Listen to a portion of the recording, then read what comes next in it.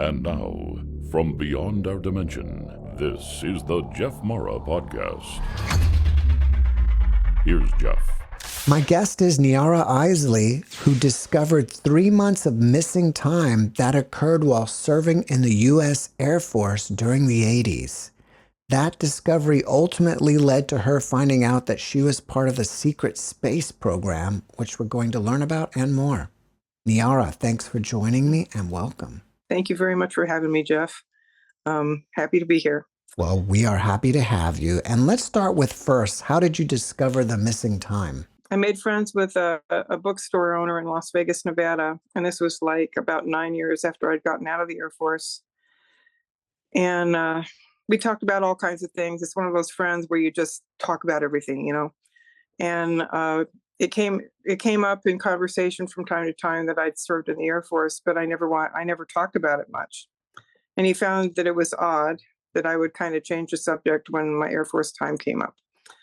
So one day he sat me down and he says, can you tell me about your Air Force time? You never talk about it. And he said, is it a problem? I said, no. I said, it was just a tour of duty, And he says, well, tell me about it. Can you tell me from beginning to end how it all went out? And I said, sure. He said, I went into Lackland Air Force Base for boot camp. Then I went to Keesler Air Force Base. I kind of took a little time to go home in between boot camp because I had to pick up my daughter. And then I went to Nellis Air Force Base, which was my first duty station. And I was to go there and be not Nellis Air Force Base. First, there was technical training school. So I went to technical training school and became a radar operator. Special kind of radar. It's a targeting radar designed to shoot aircraft down out of the sky.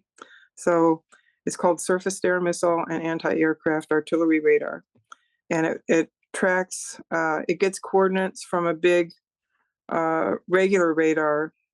And then we point our radar in the sky in a particular point and try to pick up the aircraft with our very tiny beam, which is like a targeting beam, so we could shoot it down in theory.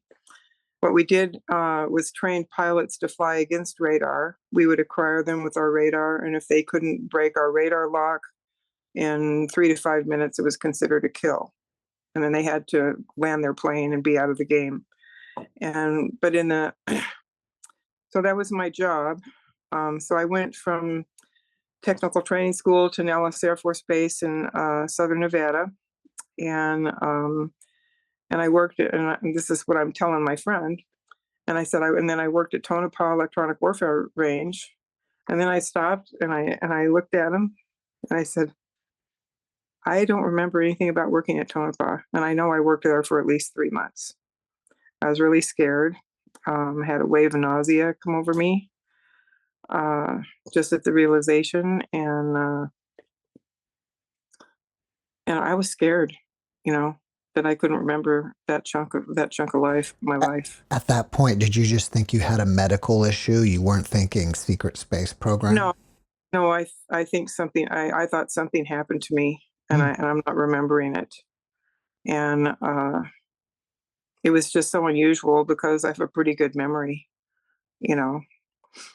It's not as great as it used to be because of the gray hairs I have in my head now, but still, I've had a really sharp memory most all my life. So to be missing 3 months of time, that was a big deal. Later that year, I ran into Bud Hopkins, which a lot of people haven't even heard of him these days. But way back in the late 1900s, he was one of the first people to start doing hypnotic regression with abductees, with alien abductees.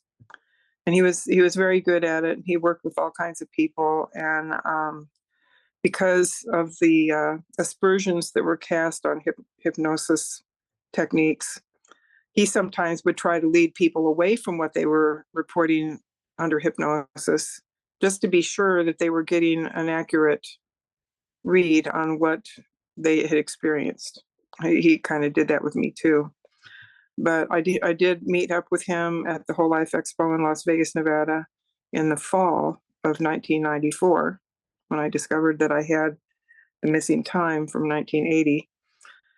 And long story short, I talked to him after his presentation, and he did hypnosis on me that night. And we looked at that segment of time of January of 1980. And I was taken out in the middle of the night to test the radar on either UFOs or back engineered extraterrestrial craft. And they could not be tracked. And then they took us from that radar site and took us to a facility where I was ultimately experimented on. We weren't allowed to talk to each other at all or compare notes or talk about what we'd seen. We were all just basically cut off from each other. Don't talk. Just do what you're supposed to do what we tell you to do, and don't talk.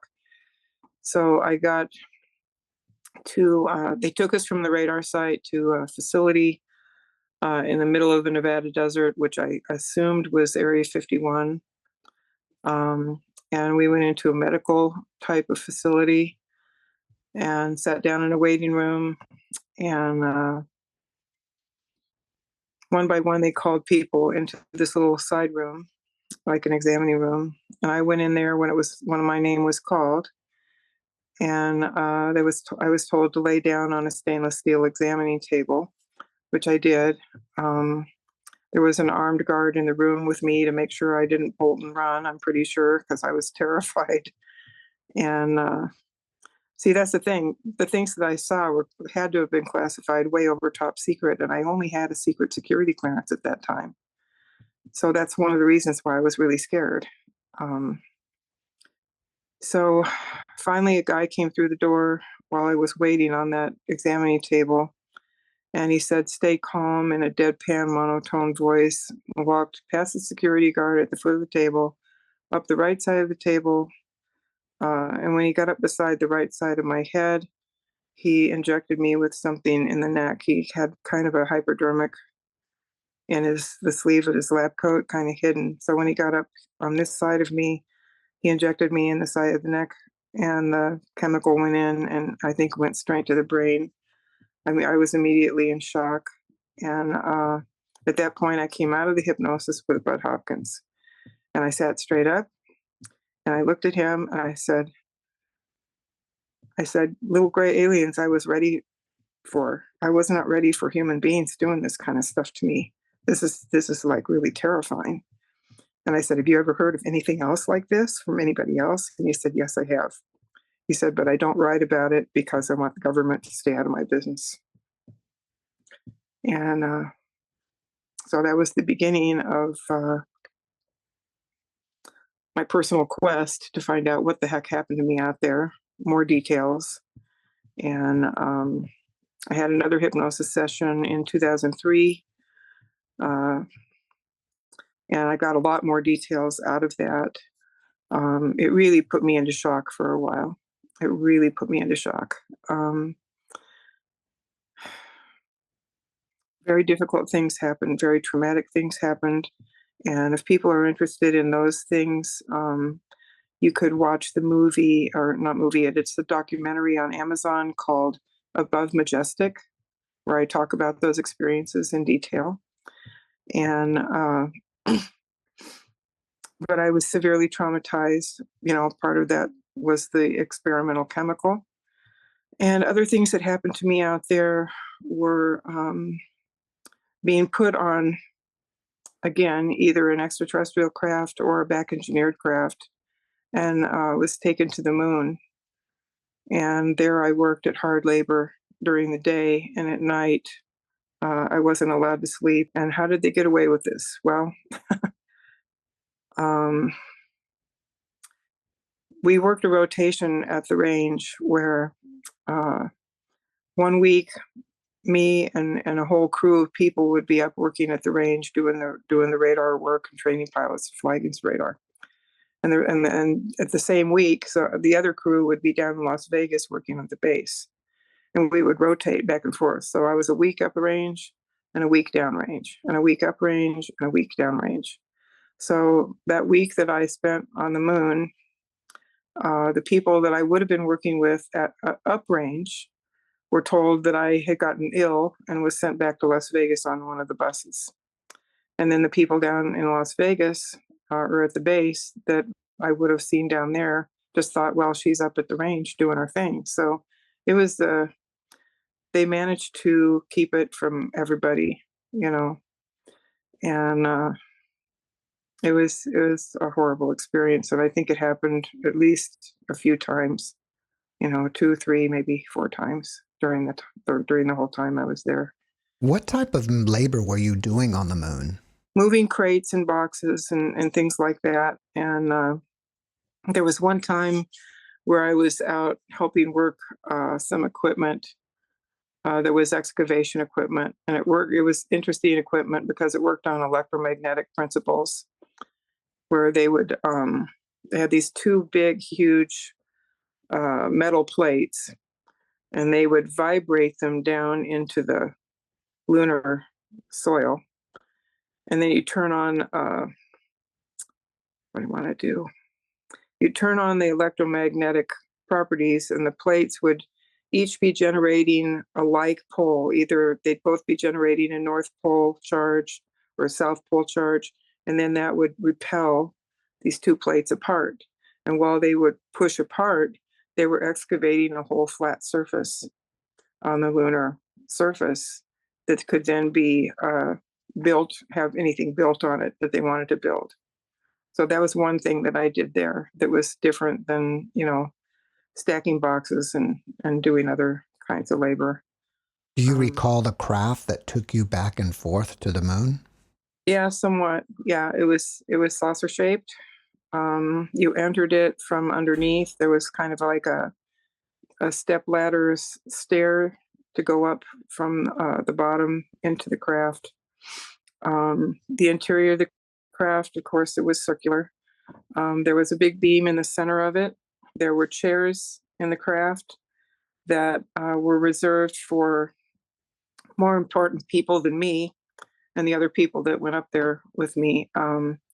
We were told to lay on the floor of the craft like cargo for the trip.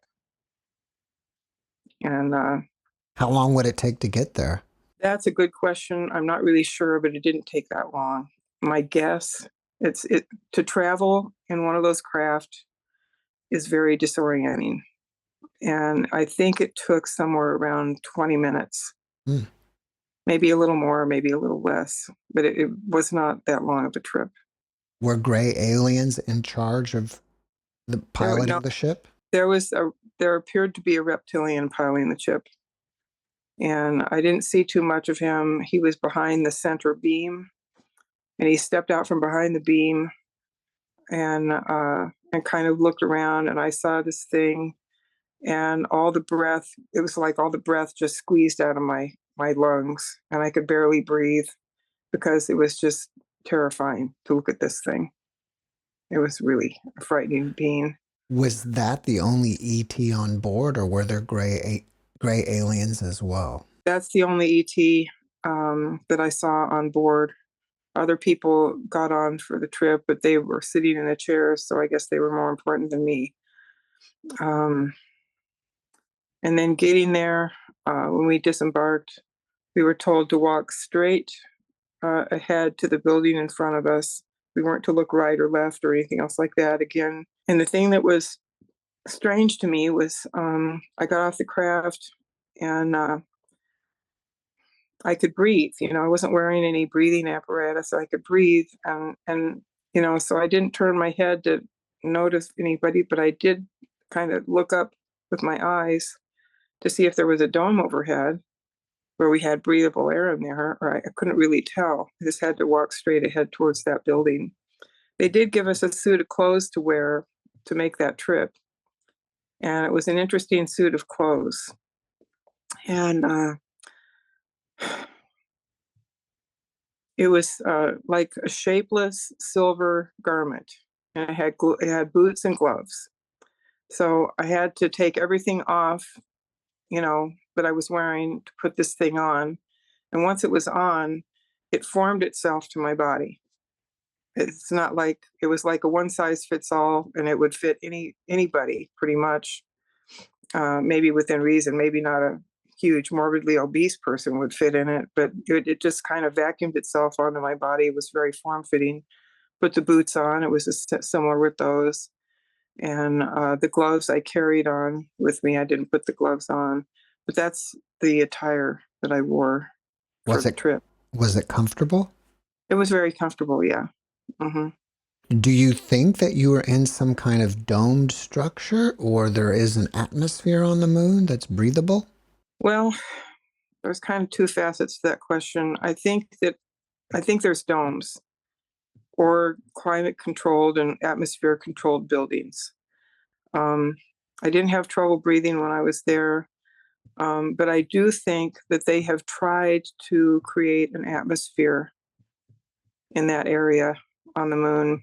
And it was something I looked at in a different hypnosis session years later.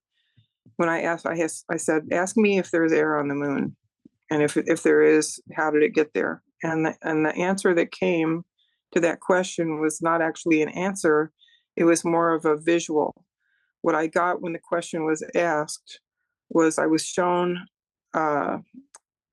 algae, a type of algae that had been brought to the moon, specially designed to create oxygen from what was there. And it didn't grow very well. It was kind of a half successful, half failed experiment. And the algae grew very well as long as it was in a place where the sun didn't hit it directly. If it was in a place where the sun hit it directly, it didn't thrive at all. But I think it was making some kind of oxygen that would enable some people to walk around like between buildings and hold their breath or breathe just a little bit. But it wasn't any kind of robust atmosphere at all. Did you see other ETs on the moon besides reptilians? And if so, who was in charge? From the standpoint of a captive human, I don't really know too much.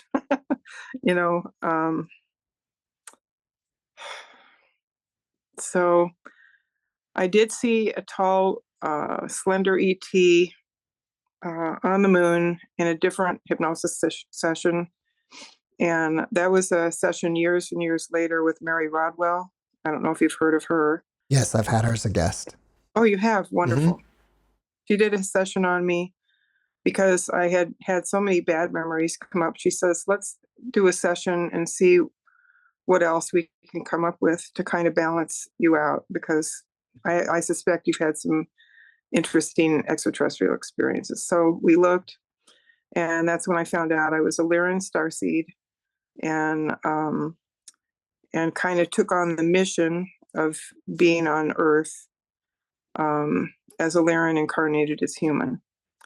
And so there was this exchange that the commander of the Lyran ship showed me on the moon that took place between this tall, slender ET and an officer that was in charge of my time on the moon. And this tall ET could see through my aura that I was connected to the Lyrans. And he told the officer, he says, you have no idea who you've got there. Do you realize everything you're doing to her gets reported back to her people? And at that point, I think that was the end of my involvement in the program. I think they got me back to Earth. They wiped my memory and turned me loose. And wow. I'm guessing that ET may have saved my life. Do you have any other memories of being a Lyran? Yes. Prior to this incarnation? Mm-hmm. Yeah. In fact. And what do Lyrans look like? Are those the ones that are cat-like beings? Feline? Yeah, I think they can be. I think they have blue skin. And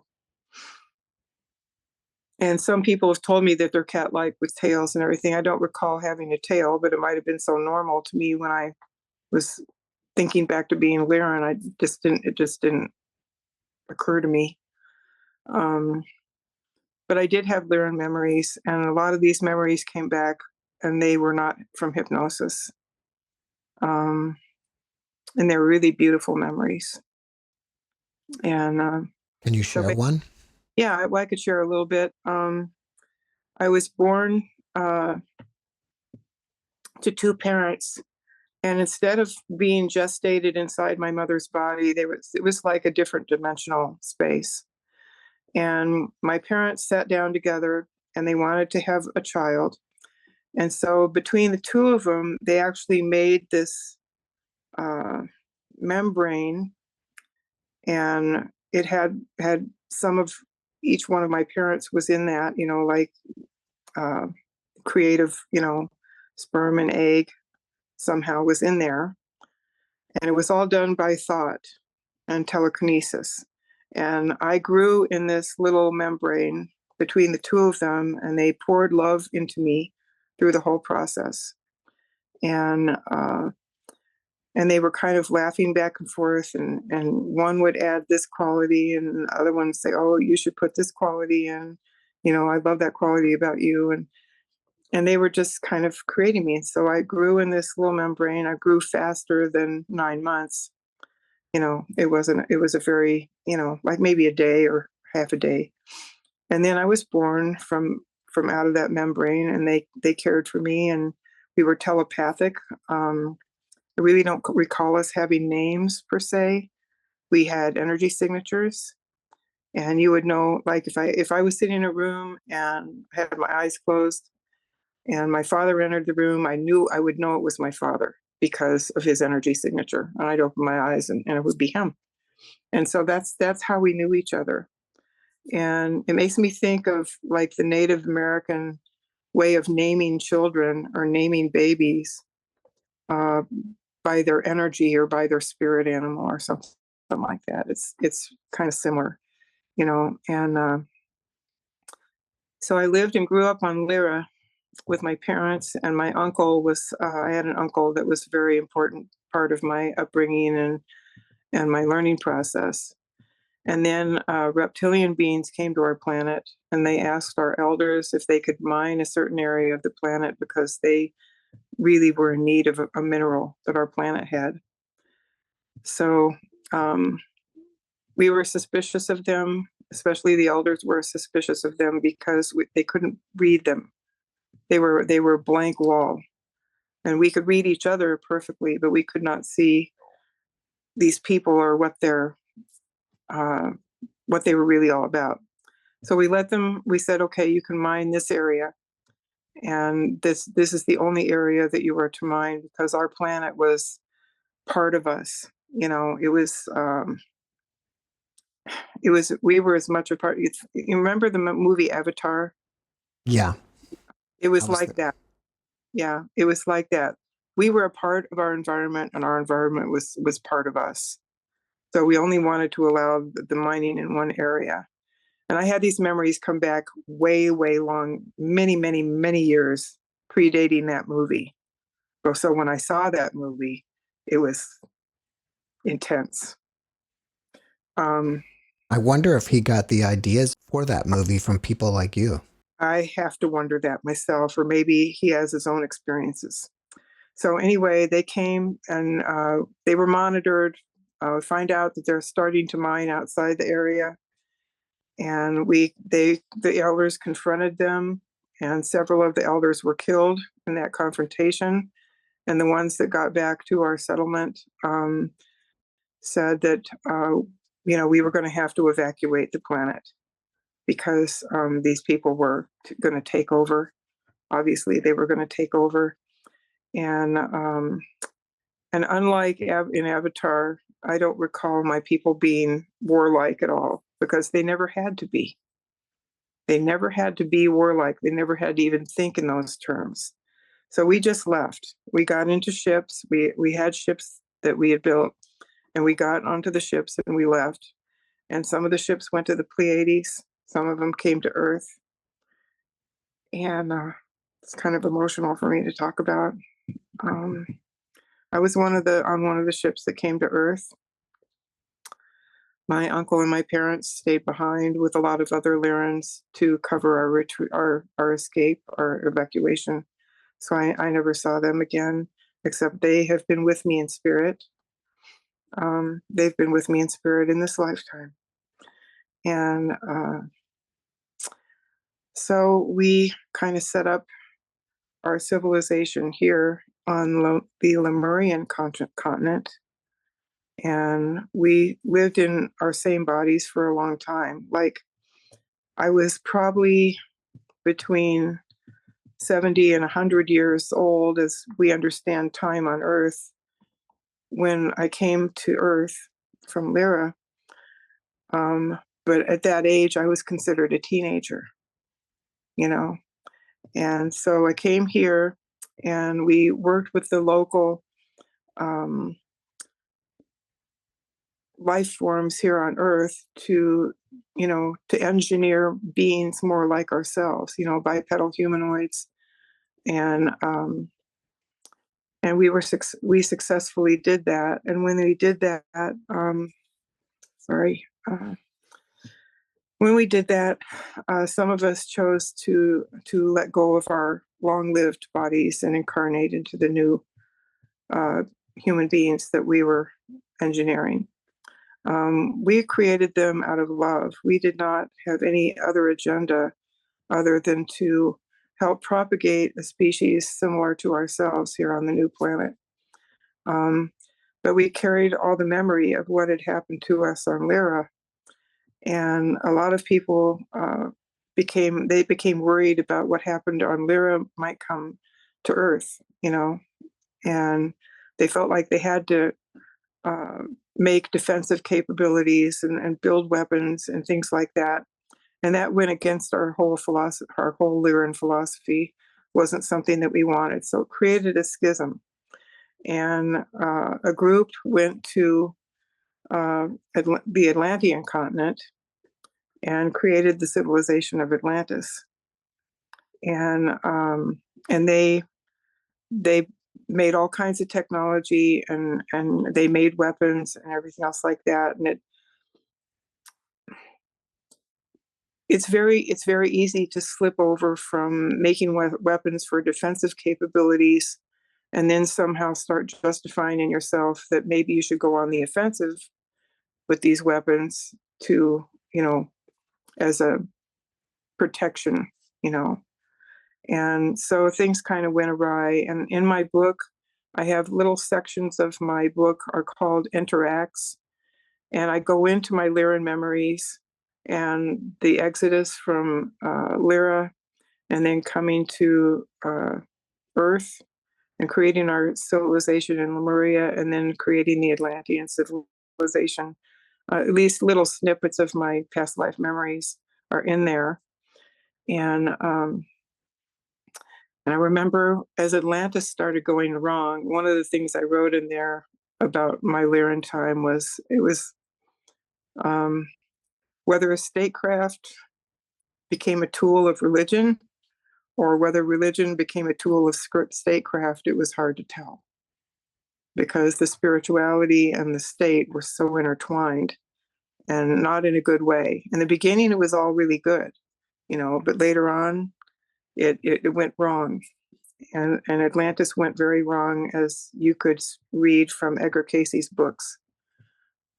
Things went very wrong there. So anyway. Do you think problems started happening with Lemuria and Atlantis once the Lyrans stopped reincarnating or stopped using the Lyran body and started using the human Lyran hybrid bodies? I think that's a distinct possibility, yeah. And do you think possibly the creation of those bodies somehow changed everyone to become more aggressive, defensive, violent? But, if you think about it, they basically were taking animal bodies and evolving them into a higher life form. Mm-hmm. We look back at the fossil record, and there was Australopithecus. There was all these different early humanoid hominids, and there was this stage and this stage and this stage. So it's the same thing.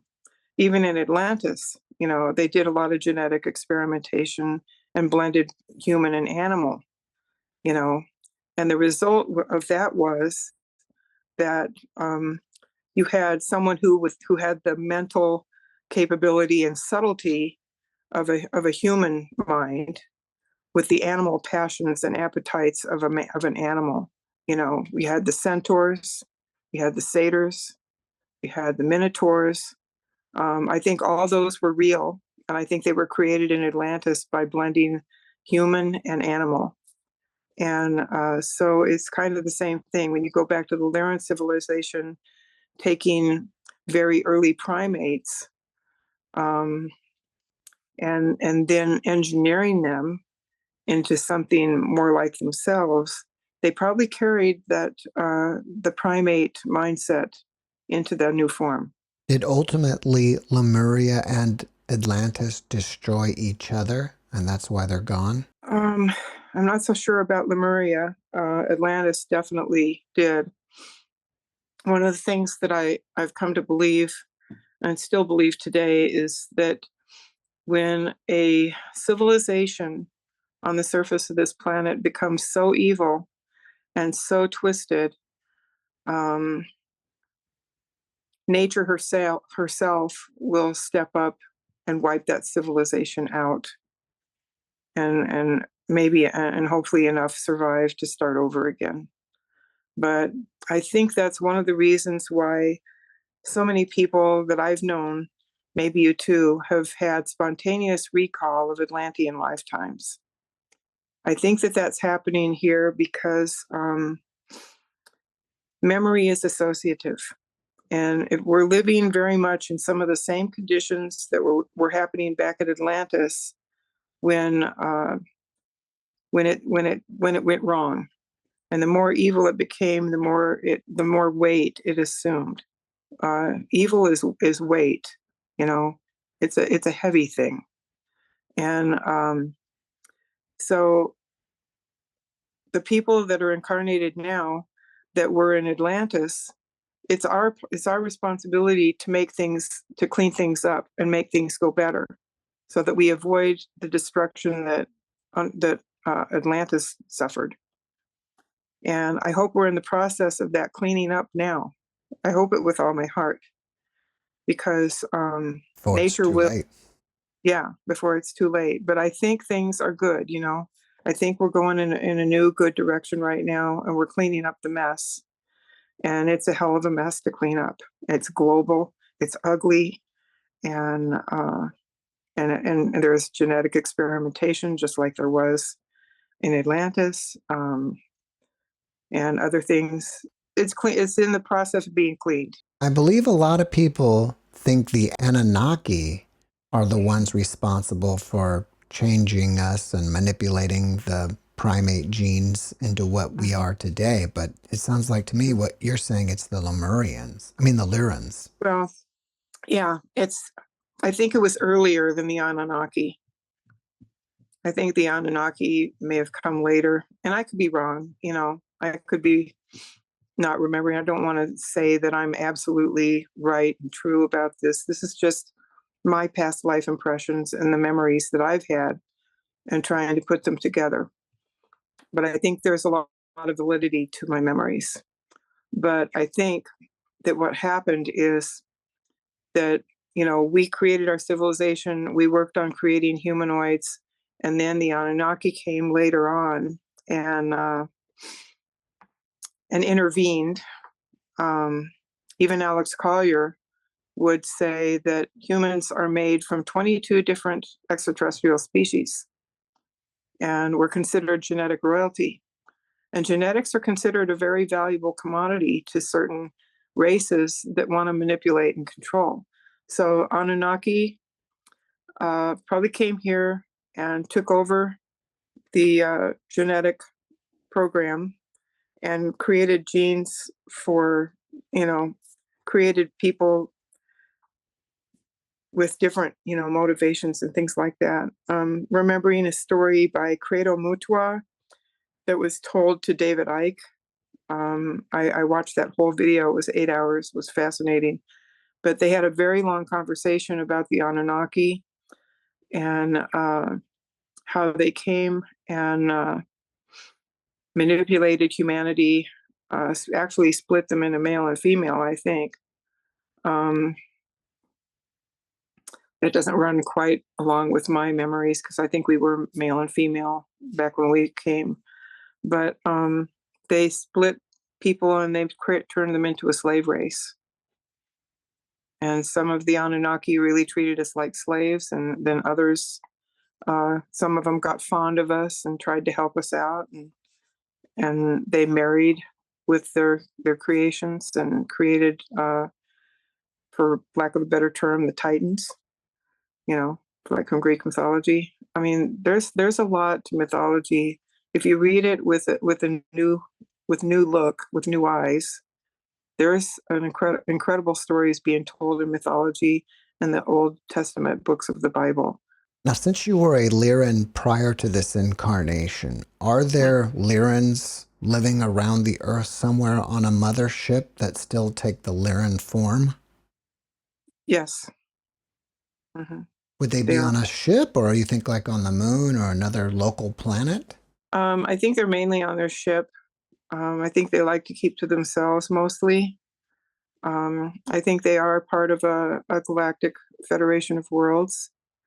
But they kind of keep to themselves, I mean, they have representatives that go and to, meetings with other species and everything else like that. But I really get the impression that they like to keep to themselves. They want to preserve the Lyran culture and heritage, and not blend it too much, Can you share with us a little more about the pre-birth contract that you made before coming here and why you did it? Yeah. Well, I'll preface that by saying I had no idea what I was really getting into. But yeah, it's yeah. Okay. Like so many of us that have these kind of contracts, we get here and you live a life and you get to a certain age and you think, my God, what was I thinking? Agreeing to such a thing. But yeah, I do think I had a pre-life contract to come here. And it was blended with some of my past lives where I did terrible things to people. And I've looked at some of those past lifetimes, at least some here on Earth. And so it all blended together wonderfully. Okay. I went through the experiences I went through in this lifetime here, which have been really rough, to say the least. And it burned off the karma from my past bad lifetimes.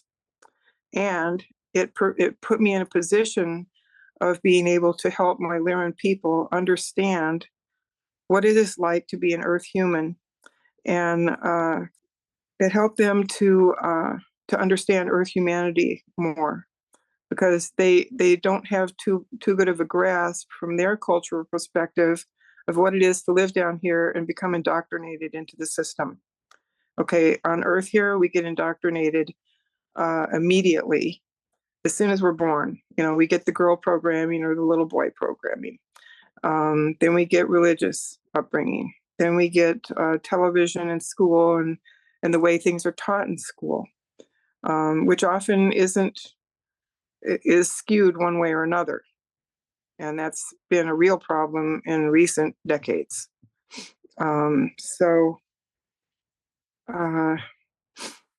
Let's see, where am I going with this? Anyway, yeah, so my contract was to come and get rid of that karma from my past. So hopefully I can go on to a better place once I leave this incarnation.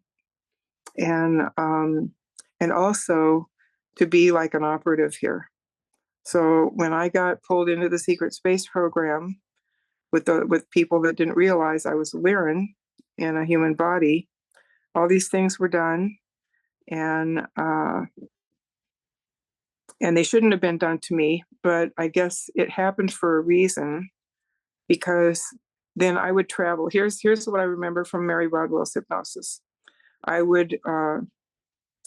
be asleep in my bed, and I'd astral travel to the Lyran mothership. And when I got there in my astral body, I would go into a glass tube, and one of the Lyran people would pass their hand over like a holographic computer console that kind of was translucent. It was there, but it was like higher dimensional technology. Pass their hand over a console, And then sound and light waves would come on, and they would be inside that tube where my astral body was, bouncing back and forth and passing through my astral body. And as they were passing through the astral body, they were uploading all of my memories and experiences, physical, mental, emotional, everything was completely imprinted into the computer systems. And then any one of my people could go to a console and re-experience what it was like to be me going through the experiences I had on Earth, the good ones and the bad ones. And they could experience it at any level. They could turn off the emotional part of it and just, and they didn't have to go through my emotions unless they wanted to. Some of them did go through the emotions because they wanted to understand fully. It's fascinating that you tell us that, because I had a near-death experiencer once say that on the other side, during the life review, other beings were there and reliving that person's life review along with them. Like they got to experience it too, which kind of sounds like what's going on where you were at. Yeah. Well, I think I get an impression of this, and I have a choice whether to go back to that body or not. But I think there is a Lyran body on the mothership that's my body, and it's in stasis while I'm here. And the passage of time is very different from here to there.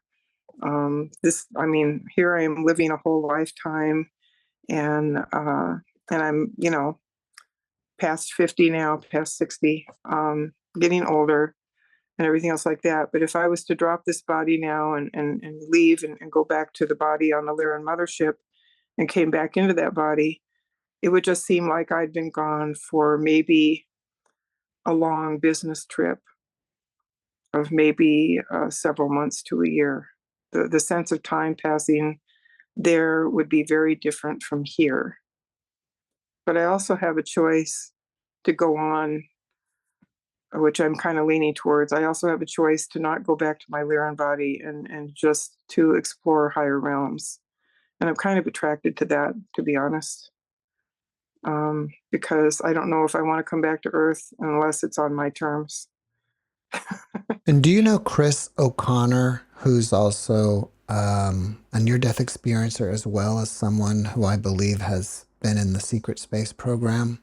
I don't know. I was talking to him about his NDE, and he remembered, similar to you, but being on a ship, on a computer, like making up his, figuring out his pre-life details.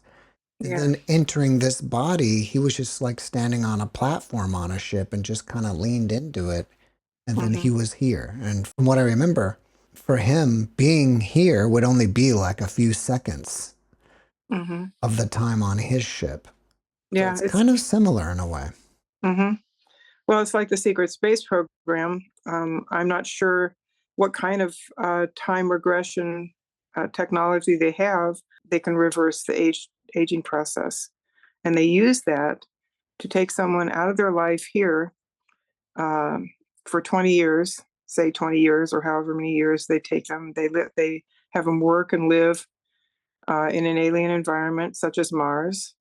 And then when they feel like it's time, they take that person, they regress them to the age that they were when they were taken from Earth.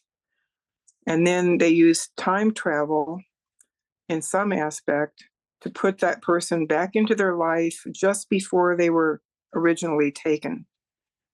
If you can follow that. Right. Yeah. I've had another guest talk about that. I'm pretty sure that was Tony Rodriguez. Yeah, probably was. He's definitely talked about that. And just to kind of contrast why this has been necessary or why they have felt like, this is a good thing to get a workforce and not leave any trace.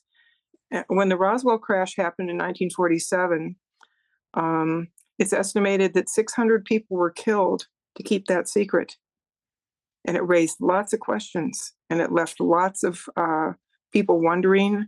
And the whole Roswell thing never really died down because of all the people that went missing or turned up dead.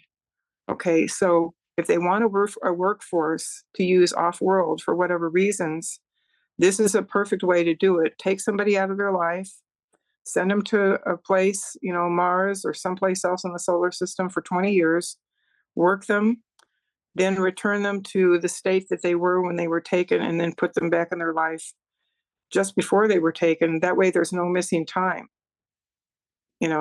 except for me, what happened to me in the Nevada desert. That was definitely missing time. Dr. Michael Sala said that 3 months would have been the perfect time to be reintegrating me back into my life here on Earth after my 20 and back to Mars. Do you have any memories of going anywhere else besides the moon? Are you saying Mars? Yeah, I met Tony Rodriguez at the Rebels of Disclosure conference last May. And he got me interested in looking at my Mars memories. And I had a nightmare about living and working on Mars way back in 1980, shortly after I got out of that situation I was in 1980. I had a very vivid nightmare that has stayed with me all these years. Then in Mary Rodwell's hypnosis with me, when the Lyran commander showed me the situation on the moon with the tall ET and the officer in charge of my time there, he also showed me, we went over the Martian surface, and he showed me that there was an archaeological dig going on at the Cydonia area where the face is and the pyramids are on Mars. And there's human beings there. He showed me that there were human beings doing archaeological dig there. And he showed me that there were bases above ground and below ground that were human bases, Earth humans. And at the time, I didn't really think that it had that much to do with me. I thought he just showed it to me, so that I would know. And I thought, wow, that's why we don't get any more photos of the Cydonia area, because it would be evident there's a archaeological dig there. Little did I know he showed that to me for a real purpose, because as I started digging into my Mars memories, that's where I lived and worked when I was on Mars. I was taken from Area 51 via a jump room, like a Stargate maybe, but it's called a jump room from Area 51 to Mars. And then suddenly I'm in an orientation with me and several other individuals that have been taken to Mars, and we're told that we're to be obedient to the people that tell us what to do, and if we're disobedient, there will be punishments. And then we were assigned to different areas, and I was assigned to go work at the archaeological complex near the Cydonia site. And so that's where I lived and worked for a long time. And I also was part of genetic experiments, as in carrying genetically modified life forms until they were ready to deliver, and then they were taken out of me and whisked off to another lab. I never got to see them. I don't know how much time we have, but that's just a smattering of what I said. And if people want a fuller review of all that, there is an interview with Dr. Michael Sala where I talk about my Mars experiences in depth. And I think it was released last October. So It sounds like that things are looking up on this planet from what you're saying. I think so. Mm-hmm. I think it's a rough transition. And I expect things to shift dramatically. Right now, it's just a mess. And the people that are scared of being exposed for what they are screaming and yelling and throwing lawfare at their adversaries. And, they're doing all this stuff. But once this stuff comes out and people are outed as being exactly who and what they are, then I think things are going to shift dramatically. Do you think that we're going to have full open disclosure anytime soon? I certainly hope so. I mean, there's questions of classification, how classified things are. Do they need to stay that classified? Can they be released to the public? The interviews that I've done recently, I hope, are going to be part of helping full disclosure happen, because we cannot go on living in a world where secrets are kept. The secret space program is secret. The technology involved to get people from planet to planet or star to star system, the technology is literally out of this world. It's 0 point energy. It has to be able to do everything. You have to be able to draw energy from the vacuum of space to sustain the travel. They don't want a disclosure of that technology because of what it would do to the gas and oil industry. Okay? But those people need to just take their wealth and their toys and go home and count themselves lucky that they had the run that they did. Because 0 point energy is coming, and we cannot build the world that we want to live in with oil and gas. You wrote a book about your experiences called Facing the Shadow, Embracing the Light, right? Yeah, I did. If people want to find out more about that book, should they go to a website or Amazon? Amazon is the best place to get it. It's the economy has really done a number on my monthly income, so I don't have a lot of books at home right now. So people should go to Amazon to buy the book. There's a lot of reviews there. I looked at them recently, and some of them are like complaining. Mostly, it's like 75% really, really good 5-star reviews. And then there are other people that just didn't get it, other people that thought I went into too much detail. But I really wanted it to be a comprehensive book, and I wanted to tell people what I had learned about this world as their own form of protection.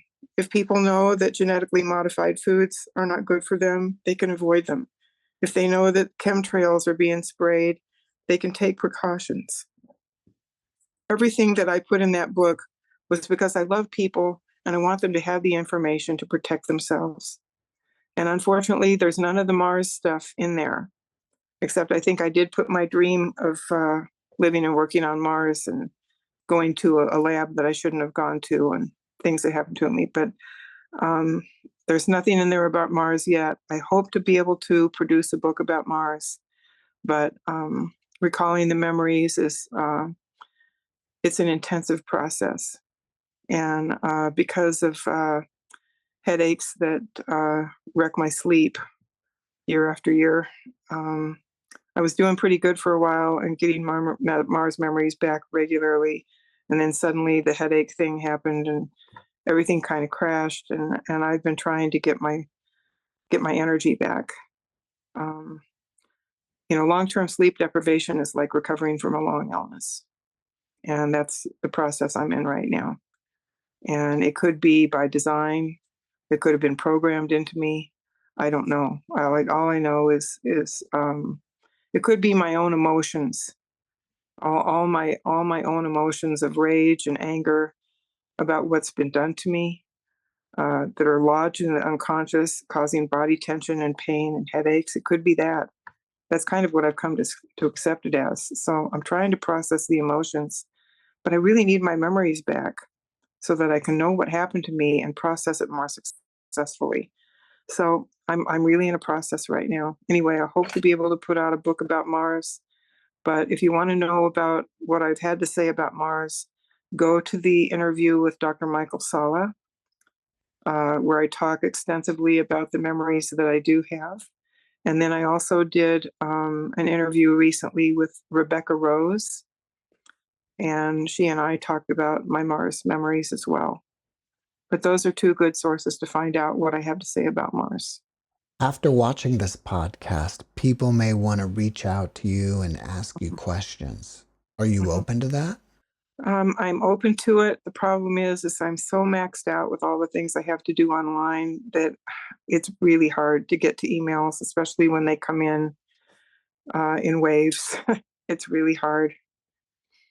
It's like I jokingly tell people, I'm not a corporation here. I'm both the CEO and the janitor of my little life here, and everything in between.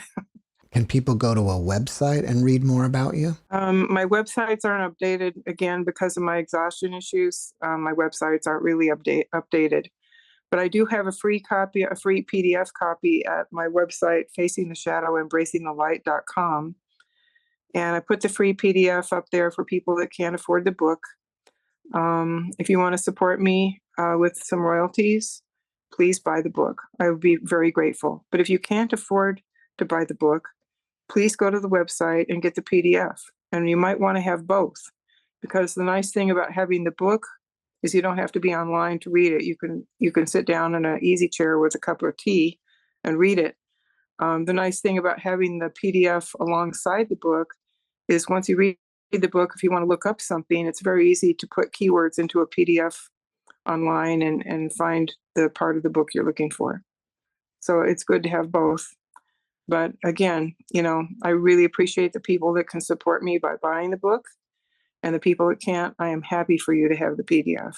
Niara, before we finish up, can you leave us with a last positive message? Yeah, one of the awakenings I've had about this world we live in and our human process as a collective on this planet is that we really have what I would call the keys to the castle.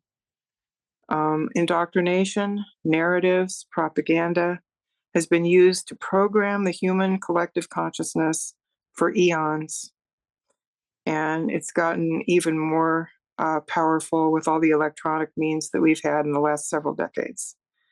And we are programmed to believe the indoctrination and spin out a world from the quantum field that works for the elites of this planet and keeps us subject to them.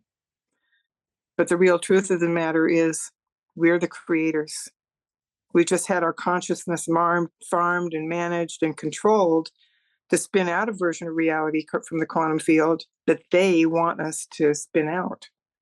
But if we came together in a loving, unified way, and it doesn't have to be the entire population of the planet, just a 100th monkey amount, so to speak.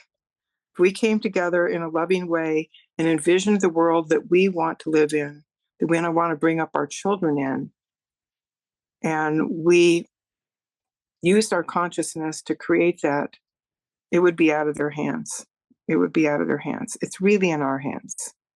And there's so much more I could say about that. It just, I was so targeted. I believe that the stuff I have to say about human consciousness was some of the most important stuff I had to say in my book, and the most dangerous things I had to say to the powers that be on this planet. And I think that's why some of the things that were done to us in the last 4 years were done, because they wanted to try to nip that consciousness growth and expansion in the bud. But it's ours. It's our superpower. But we can only wield it together, and we can only wield it in love. Niara, thank you for your message, and thank you for being my guest. Thank you for having me. Thanks for watching the JeffMara podcast. I really appreciate you. Another way to show support is through YouTube memberships. And if you do, there are loyalty badges and other perks depending on your level of membership. All you need to do is click the join button underneath the video to find out more. Thank you for your support.